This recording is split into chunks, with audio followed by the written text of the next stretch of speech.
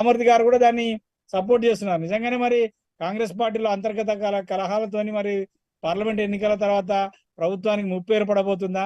నిజం మరి మీ నాయకుడేమో ముఖ్యమంత్రి రేవంత్ రెడ్డి గారు నేను పక్కడ్బందీ కంచేసి పెట్టుకొని ఉన్నాను, మా వాళ్ళు ఎవరు గొర్రెలు కాదు కాంగ్రెస్ పార్టీ నుంచి వేరే పార్టీలోకి రావడానికి అని అంటున్నారు. అసలు ఏం జరుగుతుంది తెలంగాణ కాంగ్రెస్ పార్టీలో? శ్రీనివాస్ గారు నమస్తే రమణన్న. V5 న్యూస్ కు ప్రత్యేక ధన్యవాదాలు. మాకు టైం ఇచ్చి మా యొక్క ఆలోచనలు మా కార్యక్రమం ఉన్న ధన్యవాదాలు.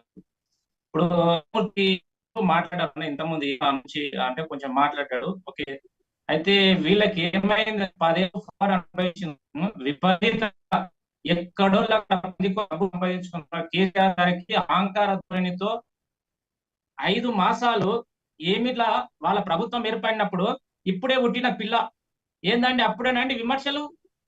అదేనండి ముఖ్యమంత్రి మాజీ ముఖ్యమంత్రి పదే మాట్లాడాడు. మేము ఎప్పుడు పుట్టి ఎన్నేళ్ళు అయింది?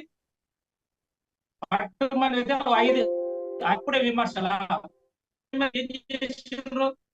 పవన్ ఈ రోజు చీఫ్ ఎంపీ స్థానాల్లో ఒక్కటంటే ఒక్కటి గెలవలేని పరిస్థితి ఉంది. కాబట్టి కేసీఆర్ గారు మరొకసారి గారెడ మాటలు అబద్ధపు హామీలతో ప్రజలు మభ్యపెట్టే ప్రయత్నం జరుగుతుంది.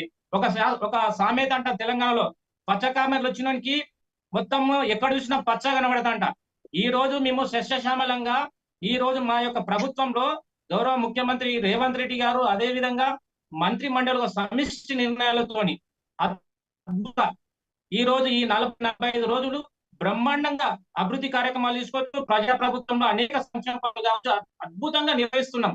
వీళ్ళకి కన్ను గుట్టింది ఏదైతే మా మధ్య మాకు. ఎందుకంటే మీరు నిరంతరం బట్టి విక్రమార్క కావచ్చు, రేవంత్ రెడ్డి గారు కావచ్చు, కోమటిరెడ్డి గారు కావచ్చు, పొన్నం ప్రభాకర్ కావచ్చు, సమిష్టి నిర్ణయాలండి. ఇది కేసీఆర్ లాగా ఏదో ఫామ్ హౌస్ లో కూర్చొని ప్రగతి భవన్ లో కూర్చొని నిర్ణయాలు తీసుకునే పరిస్థితి కాదు. ఇది ప్రజా ప్రభుత్వం. ఏ తీసుకున్నా ఉమ్మడి నిర్ణయాలు. ఈరోజు గౌరవ ముఖ్యమంత్రి మంత్రి మండలికి రెస్పెక్ట్ చేస్తాడు, మంత్రి మండలి గౌరవ ముఖ్యమంత్రి గారిని రెస్పెక్ట్ చేస్తుంది. ఒక సమిష్టి నిర్ణయం. ఈ రోజు మీరు దొరల గడిల దగ్గర కూర్చొని కేసీఆర్ ఏం చెప్తే అది భజన మండలి కార్యక్రమం చేసే పరిస్థితి లేదు. ఇది అద్భుతంగా ప్రజలు 64 సీట్లు ఇచ్చిండ్రు. 64 సీట్లు ఇచ్చిండ్రు అంటే మాకు ఎందుకు ప్రభుత్వం పడిపోతా ఎందుకు పెంగా? మాకు మెజార్టీ ఇచ్చిండ్రు మా గౌరవ ముఖ్యమంత్రి. శ్రీనివాస్ గారు మీ కాంగ్రెస్ పార్టీలో 20 మంది ఎమ్మెల్యేలు బీఆర్ఎస్ అధినేత కేసీఆర్ తో టచ్ లో ఉన్నారు అంటున్నాడు. ఆయనే చెప్తున్నాడు, నేను చెప్పాడు. అంటే తన పార్టీ నుంచి వెళ్ళిపోయే వాళ్ళను వెళ్ళిపోకుండా కాపాడు కోసం అంటున్నాడా? నిజంగానే కాంగ్రెస్ పార్టీ ఎమ్మెల్యేలు కేసీఆర్ తో టచ్ లో ఉన్నారు?